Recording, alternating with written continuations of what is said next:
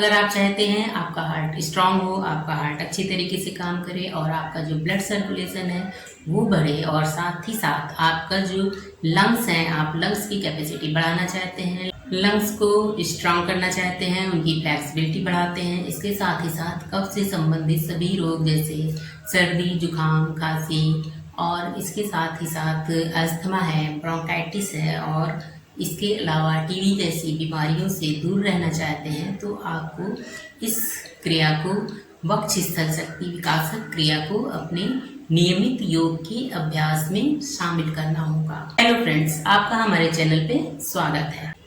आज की वीडियो में हम वक्षस्थल शक्ति विकासक क्रिया का अभ्यास करेंगे। ये देखेंगे कि ये क्रिया करनी कैसे है और इसके लाभ क्या क्या हैं। इसके साथ साथ इस क्रिया को करने में क्या सावधानी रखनी है। इसके साथ साथ हम ये भी जानेंगे कि ये क्रिया हमारे शरीर के ऊपर, हमारे लंग्स पे, हार्ट पे और हमारे बाकी शरीर के ऊपर कैसे प्रभाव डालती है, इसके बारे में भी जानेंगे। जैसा कि नाम से ही पता चल रहा है, वक्षस्थल शक्ति विकासक क्रिया, इसका मतलब है कि ये हमारे वक्षस्थल की शक्ति को बढ़ाने वाली क्रिया है। अब वक्षस्थल, वक्ष किसको कहते हैं? वक्ष हमारा एक संस्कृत से लिया हुआ शब्द है जिसको इंग्लिश में चेस्ट या ब्रेस्ट कहते हैं और हिंदी में इसे सीना या छाती कहते हैं। और विकासक का अर्थ होता है शक्ति को बढ़ाने वाला। इसका अर्थ हुआ जो हमारे वक्षस्थल की शक्ति को बढ़ाने वाली क्रिया है वक्षस्थल शक्ति विकासक क्रिया। वक्षस्थल शक्ति विकासक क्रिया दो तरह से की जाती है, इसके दो पार्ट हैं। तो आज की वीडियो में हम पहला भाग करेंगे, पार्ट 1, और इसकी अगली वीडियो में हम इसका दूसरा भाग करेंगे। इस क्रिया का अभ्यास करने के लिए अपने दोनों पैरों को मिला कर रखेंगे, पैर ढीले रहेंगे, पैरों से लेके कमर तक का भाग सरलता से सीधा रहेगा और अपने हाथों को हम आगे की तरफ इस तरह से रखेंगे। इस क्रिया का अभ्यास करने के लिए अपने दोनों हाथों की उंगलियों को परस्पर मिला कर रखेंगे और जो हथेली वाला भाग होता है उसे करतल कहते हैं और जो पीछे वाला भाग होता है उसे करपृष्ठ कहते हैं। तो हम अपने करतल हथेलियों वाले भाग को अपनी जंघाओं से लगा के रखेंगे, हाथों को सांस भरते हुए ऊपर की तरफ उठाएंगे और अपने ऊपर वाले बॉडी पार्ट को पीछे की तरफ जितना झुका सकते हैं झुकाएंगे और कोशिश करेंगे कि कमर तक का भाग सीधा रहे और जो ऊपर का भाग है वो पीछे की तरफ झुके। और फिर इस स्थिति को थोड़ी देर बनाए रखेंगे, सांस को जितनी देर रोक सकते हैं रोक के रखेंगे और इसी स्थिति में रुकेंगे।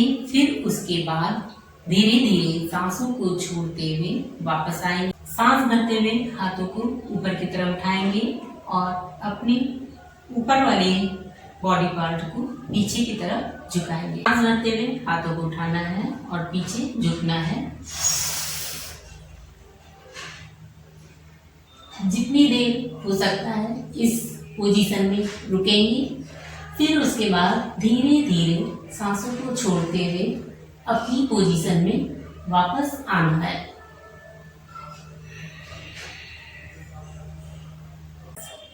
अब हम ये जानेंगे कि ये क्रिया हमारे शरीर के ऊपर अपना प्रभाव कैसे डालती है। इस क्रिया के अभ्यास में हम सांस भरते हुए पीछे की तरफ झुकते हैं और हाथों को पीछे झुकाते हैं, कमर से भी पीछे की तरफ झुकते हैं। तो जो ये क्रिया होती है इससे हमारे जो थोरेसिक रीजन है, हमारा जो रिब से का एरिया है, जो हमारे पसलियाँ होती हैं उनके ऊपर इसका प्रभाव पड़ता है। हमारी रिब्स की पसलियों की जो मोबिलिटी है, मूवमेंट है, वो बढ़ता है, जिसकी वजह से जब हम पीछे की तरफ जाते हैं तो रिब्स में जो है हमारे स्पेस, जब जो हमारा थोरेसिक रीजन है एक्सपेंड होता है और एक्सपेंड होने की वजह से यहाँ का जो स्पेस है वो बढ़ता है। जब हमारे रिब्स का स्पेस बढ़ता है तो इसके साथ ही साथ हमारे जो है लंग्स का भी फैलने के लिए ज़्यादा स्पेस मिलता है, जिससे लंग्स की जो है स्पेस बढ़ती है। तो जो हम सांस लेते हैं, जो हमारी जो ऑक्सीजन हवा अंदर आती है, जो हमारी प्राणवायु होती है वो अंदर आती है, तो वो ज़्यादा अंदर आती है, जिसकी वजह से जो हमारा रेस्पिरेशन है वो बेटर होता है और हमारे शरीर में ब्लड की सप्लाई बढ़ जाती है। अब इसके साथ ही साथ ये हमारे हार्ट के ऊपर भी अपना अच्छा प्रभाव डालती है। जो हमारा की हार्ट है, हमारे लंग्स के बीच में थोड़ा सा लेफ्ट में थोरेसिक रीजन है, इसमें ही होता है। हमारे जो रिब्स हैं उनकी बीच में स्थित है। तो ये जब हमारे थोरेसिक रीजन में मूवमेंट होता है, रिब्स मूव होती है, तो जो हमारे हार्ट है इसके आसपास की जो मसल्स होती हैं उनके ऊपर इसका प्रभाव पड़ता है और वहाँ की जो मसल्स होती हैं वो रिलैक्स होती हैं। साथ ही साथ एक प्रेशर डेवलप होता है, जिसकी वजह से हमारे हार्ट की तरफ ब्लड की सप्लाई बढ़ जाती है। वेगस नर्व्स भी प्रभावित होती है। वेगस नर्व्स जो है हमारे हार्ट के रेट को कम करता है और हमारे रेस्पिरेशन के ऊपर भी अपना असर डालता है। इसके साथ साथ ये हमारे डाइजेस्टिव सिस्टम के ऊपर भी अपना प्रभाव डालता है।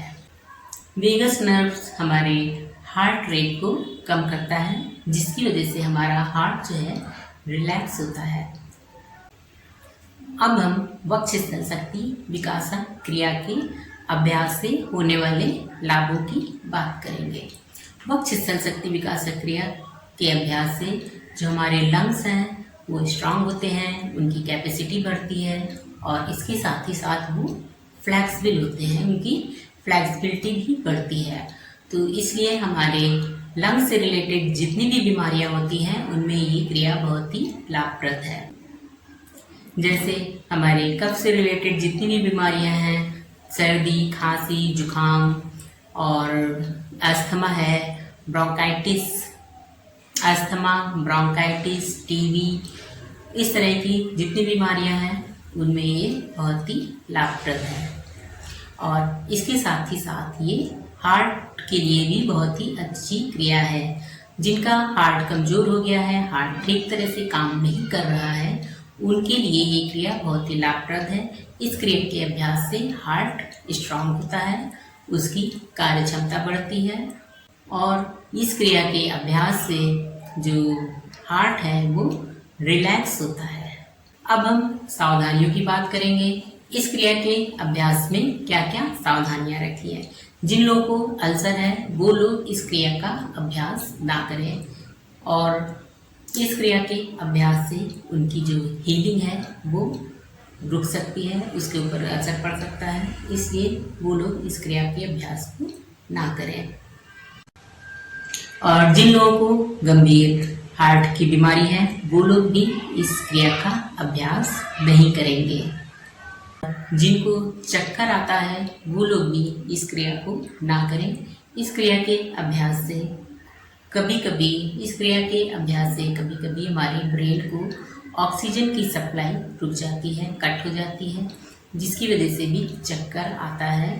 तो इसलिए जिन लोगों को चक्कर आ रहा है वो इस क्रिया के अभ्यास को ना करें या फिर इसमें वो सांस को ना रोकें, इस अवस्था में रुके नहीं, तुरंत करके वापस आ जाएं। इसमें रोकना नहीं है।